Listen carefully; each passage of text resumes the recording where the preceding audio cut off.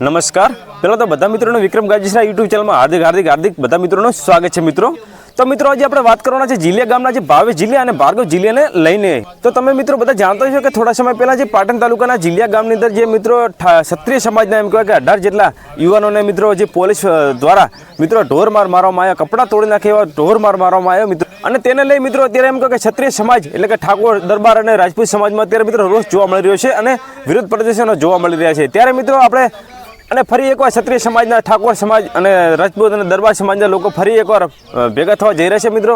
ત્યારે મિત્રો શું નિર્ણય લેવામાં આવે છે તો આપણે 23 તારીખે ખબર પડી જશે.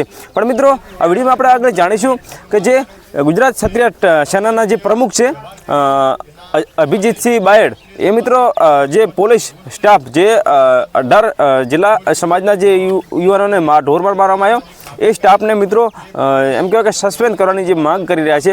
ત્યારે મિત્રો આપણે વધુ જાણીશું આપણે અભિજીતસિંહ બારડને, તો વિડીયોમાં કન્ટિન્યુ બના રહેજો.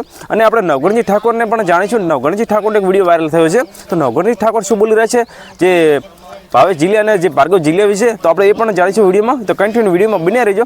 વિડીયો પસંદ આવે તો વિડીયોને લાઈક કરજો, વધુ શેર કરજો અને વિક્રમ ગાંજરા યુટ્યુબ ચેનલને ખાસ કરીને સબસ્ક્રાઈબ કરજો. તો આપણે પહેલાં જે અભિજીતસિંહ બારડ જે ગુજરાત ક્ષત્રિય સેનાના પ્રમુખ છે એમને આપણે જાણીશું અને ત્યારબાદ મિત્રો આપણે જે નવગણજી ઠાકોર છે એમને પણ આપણે વિડીયોમાં અને અભિજીતસિંહ બારડ અને નવગણજી ઠાકોરને સાંભળ્યા બાદ મિત્રો બે શબ્દ હું પણ કહીશ, તો વિડીયોમાં કન્ટિન્યુ બન્યા રહેજો. તો આપણે પહેલાં અભિજીતસિંહ બારડને સાંભળી લઈએ અને ત્યારબાદ નવગણજી ઠાકોરને સાંભળીશું.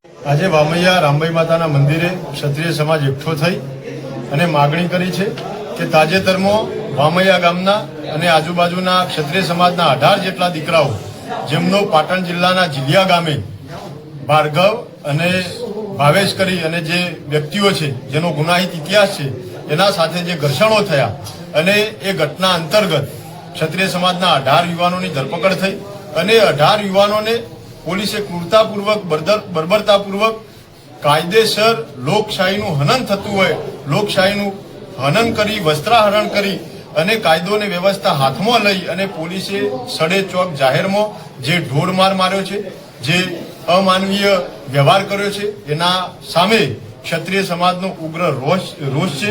ક્ષત્રિય સમાજમાં રોષની લાગણી ભભૂકી ઉઠી છે. ત્યારે ક્ષત્રિય સમાજ એક માગણી કરે છે કે પોલીસ તંત્રની અંદર જવાબદાર તમામ કર્મચારી, જિલ્લા પોલીસ અધિક્ષક શ્રી આ લોકોએ જે ભાવેશ અને ભાર્ગવ જાણે બહુ મોટા રાષ્ટ્રભક્ત હોય, બહુ મોટા દેશભક્ત હોય, વીઆઈપી હોય, સંત મહાત્મા ધર્માત્મા હોય, એમને રીઝવવા, એમને ખુશ કરવા, એમનું મહિમા મંડન કરવાના હેતુ અને આશયથી અમારા દીકરાઓને રિકન્સ્ટ્રક્શનના નામે વરઘોડો કાઢીને 18 દીકરાઓને એના ફાર્મ પર લઈ જઈ અને ત્યાં આગળ ઉઠ બેઠકો કરવાના જે દ્રશ્યો સર્જાયા અને આખા ગુજરાતે જે વિડીયોના માધ્યમથી જોયા એના થકી આજે ક્ષત્રિય સમાજમાં ખૂબ રોષ છે.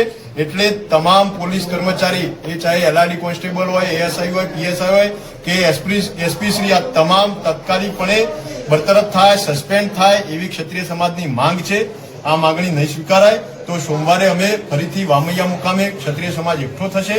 ત્યાંથી જિલ્લાના કલેક્ટરશ્રીને આવેદનપત્ર પાઠવીશું અને શક્તિ પ્રદર્શન કરી અને અલ્ટિમેટમ આપીશું કે ટૂંકા ગાળાની અંદર અમારી માગણી જો સંતોષવામાં નહીં આવે તો કાયદાકીય રીતે લડીશું, કોર્ટના માધ્યમથી લડીશું, સામાજિક રીતે શક્તિ પ્રદર્શન તો કરીશું, પણ રાજકીય રીતે ગામે ગામ ક્ષત્રિય સમાજના ગામોમાં રાજકીય પાર્ટીની પ્રવેશબંધીનું ફરમાન સાથે કોઈ રાજકીય વ્યક્તિને ઘૂસવા નહીં દેવા એવા આકરા નિર્ણયો લઈને પણ એક દાખલો બેસાડીશું. ક્ષત્રિય સમાજના આ સ્વાભિમાન પર પ્રહાર થયો છે એને સાખી નહીં લઈએ એ મિજાજ સાથે આજે ક્ષત્રિય સમાજ એકઠો થયો. આપનું નામ ને તો તમે મિત્રો અભિજીતસિંહ બારડને સાંભળ્યા અને હવે આપણે નવગણજી ઠાકોરને સાંભળીએ.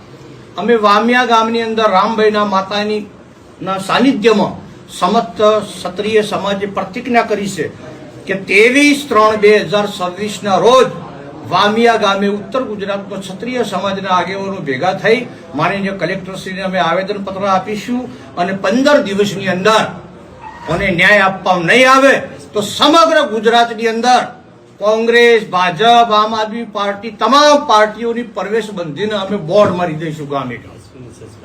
કેવા સમાજ ન્યાયની અપેક્ષા રાખે સમાજ? વિશેષમાં વધુ હું વાત કરતો નથી. મારા અભિજીતભાઈએ વાત કરી છે.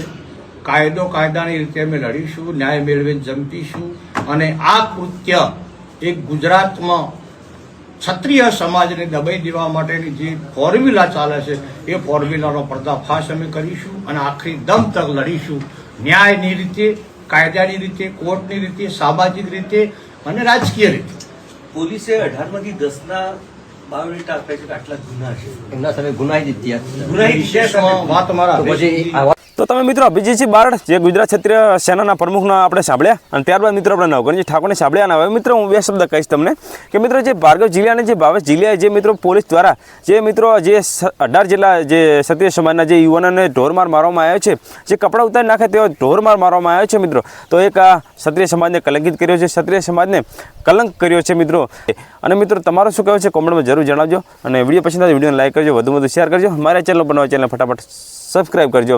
અને વિડીયો પૂરો જોવા બદલ તમારો દિલથી ખૂબ ખૂબ આભાર. Thanks for watching. જય માતાજી, જય ક્ષત્રિય સમાજ.